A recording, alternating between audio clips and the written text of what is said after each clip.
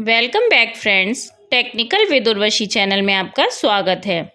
आज हम एक्सेल में फ्रीज पैन्स और स्प्लिट विंडो के बारे में जानेंगे। जब हम एक्सेल की किसी बड़ी शीट में वर्क करते हैं तो शीट बड़ी होने के कारण हमें रो या कॉलम का सबसे ऊपर वाला हेडिंग दिखाई नहीं देता। देखिए, हम शीट में काफ़ी नीचे आ गए हैं। अब हमें जो हमने टॉप में वीक्स के नेम्स लिखे थे वह शो नहीं हो रहे हैं। अब हमें यह पता नहीं लग पाएगा कि ट्यूसडे वाला कॉलम कौन सा है। अब हम कुछ ऐसा करते हैं कि ऊपर वाली रो एक जगह रुक जाए। इससे हमें यह पता लग जाएगा कि हमें किस कॉलम में एंट्री करनी है।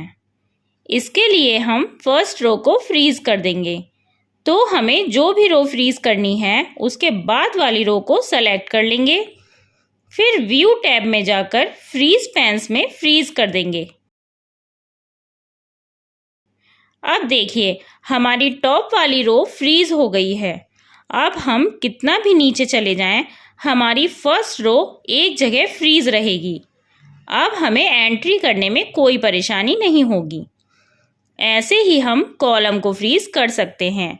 सपोज हमें फर्स्ट कॉलम को फ्रीज करना है, तो उसके लिए हम दूसरे वाले कॉलम को सेलेक्ट करेंगे। फिर व्यू टैब में जाकर फ्रीज पैन्स में जाएंगे। अब यहाँ से फ्रीज फर्स्ट कॉलम से फर्स्ट कॉलम को फ्रीज कर देंगे। देखिए, अब हम इसे कितना भी मूव कर लें, हमारा फर्स्ट कॉलम फ्रीज ही रहेगा। अब इसको अनफ्रीज करने के लिए फ्रीज पैन्स में जाकर इसे यहाँ से अनफ्रीज कर देंगे, तो यह अनफ्रीज हो जाएगा। तो हमने अभी सीखा रो या कॉलम्स को कैसे फ्रीज करते हैं। अब हम स्प्लिट विंडो के बारे में जानेंगे।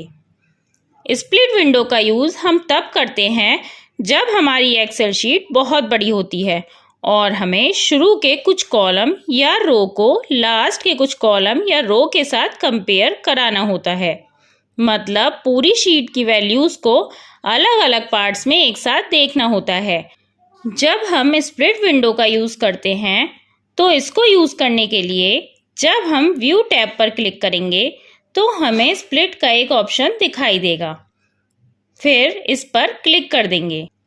इससे हमारी एक्सेल शीट पार्ट्स में स्प्लिट हो जाएगी। देखिए, हमारी शीट 4 पार्ट्स में स्प्लिट हो गई है। जो शीट हम फर्स्ट पार्ट में देख रहे हैं वही सेकंड पार्ट में है। अब हम शीट के फर्स्ट और लास्ट डेटा को इजीली कंपेयर करा सकते हैं। शीट के पार्टीशन को हम घटा या बढ़ा भी सकते हैं। यहाँ से इसे होल्ड करके जितना चाहे इसे बड़ा या छोटा कर सकते हैं। अगर हम चाहें तो इसके 4 पार्टीशन की जगह 2 भी कर सकते हैं। बस जिस भी पार्टीशन को हमें हटाना है उसे पकड़कर साइड में खिसका देंगे, वह पार्टीशन हट जाएगा। आशा करती हूँ आपको फ्रीज पैन्स और स्प्लिट विंडो अच्छे से समझ आ गया होगा। अगली वीडियो में कुछ और सीखते हैं। Bye bye.